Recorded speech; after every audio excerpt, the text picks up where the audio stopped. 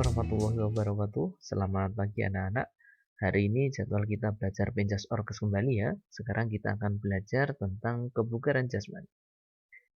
Baik, apa sih yang dimaksud dengan kebugaran jasmani? Ya, kebugaran jasmani yaitu kemampuan tubuh seseorang untuk melakukan pekerjaan sehari-hari tanpa mengalami kelelahan yang berarti dan memiliki cadangan tenaga tambahan untuk melakukan pekerjaan tambahan. Kemudian, apa saja ya manfaat dari kebugaran jasmani? Yang pertama, membentuk kekuatan dan daya tahan tubuh. Kemudian yang kedua, membentuk keberanian dan kepercayaan diri.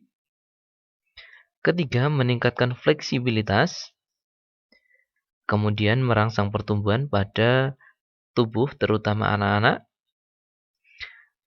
Kemudian mencegah obesitas. Dan mempunyai rasa tanggung jawab dalam memelihara kebugaran dan kesehatan tubuh. Berikut ini komponen kebugaran jasmani yang seharusnya kita praktikkan. Untuk saat ini kita hanya praktik beberapa komponen saja ya, karena situasi dan kondisi yang tidak memungkinkan. Akan tetapi, misal kalian mau mencoba di rumah, sudah saya berikan contoh latihannya. Misalnya saja, ingin melatih kekuatan, contoh latihannya yaitu push up atau bisa juga dengan sit up. Kemudian untuk daya tahan, bisa lari sejauh 2 km. Untuk melatih daya otot, bisa melakukan vertical jump atau lompat tinggi. Kemudian untuk melatih kecepatan, bisa lari 50 meter. Jika ingin melatih daya lentur, bisa berlatih yoga atau menggunakan senam lantai. Kemudian kalau melatih kelincahan, bisa menggunakan lari zigzag. Ada juga koordinasi. Ini bisa menggunakan memantulkan bola dan langsung menangkap kembali. Jadi dipantulkan ke dinding, langsung ditangkap kembali. Kemudian kalau untuk keseimbangan, bisa disiapkan balok kayu, nanti bisa berjalan di atas balok kayu tersebut. Kalau untuk melatih ketepatan, jadi di tembok nanti diberi sasaran, kemudian kita berlatih melempar sasaran tersebut. Kalau untuk melatih reaksi, ini bisa lempar tangkap bola, jadi bisa dilempar ke tembok, kemudian langsung ditangkap kembali.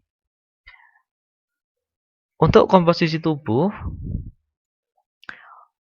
yaitu untuk mengetahui kita tergolong kurus, normal, gemuk, atau bahkan obesitas.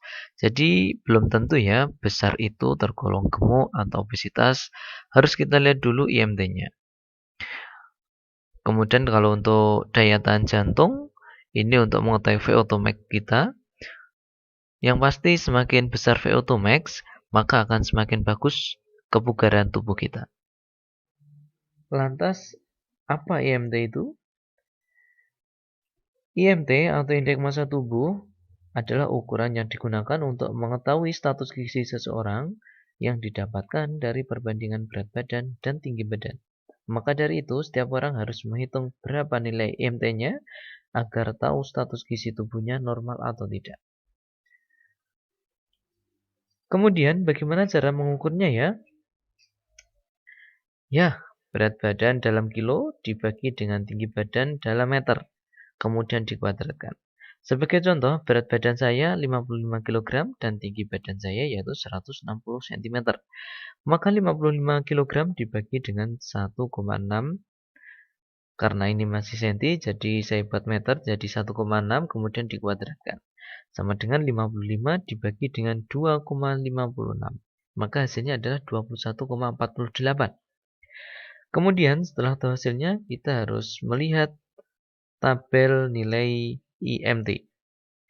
Maka IMT saya hasilnya 21,48 termasuk ke dalam kategori berat badan normal. Selain mengetahui IMT, kita juga harus mengetahui tentang daya tahan jantung paru. Karena kedua komponen ini sangat penting dalam kebugaran jasmani. Lantas, apakah yang dimaksud dengan daya tahan jantung paru? Ya, daya tahan jantung paru adalah kemampuan jantung untuk membuat darah dan paru-paru untuk melaksanakan respirasi dan kerja kontraksi otot dalam waktu yang lama. secara terus-menerus tanpa mengalami kelelahan yang berarti dan segera pulih asal dalam waktu yang sangat singkat. Kemudian, apa sih yang dimaksud dengan VO2 max?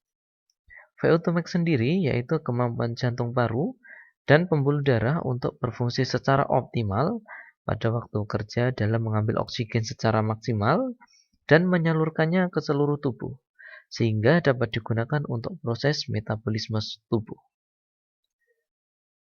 Lantas, bagaimana cara mengukur VO2 max ya? Baik, ada beberapa cara untuk mengukurnya.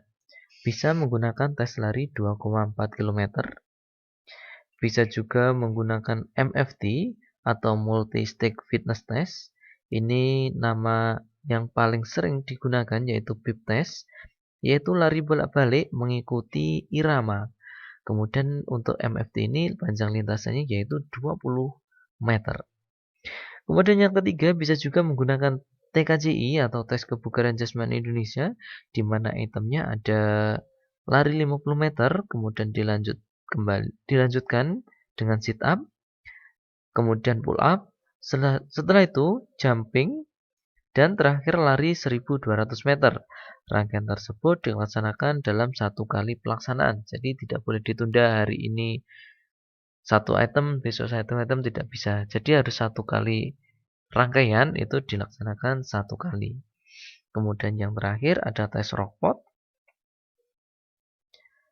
Untuk tes rockpot ini yang sering saya gunakan di madrasah kita. Tes rockpot ini yaitu lari atau jalan sejauh 1,6 km. Setelah mengikuti materi di atas, sekarang silakan kerjakan tugas di bawah ini. Untuk jawabannya silakan ditulis di kolom komentar. Jangan lupa diberi identitas nama dan kelas ya.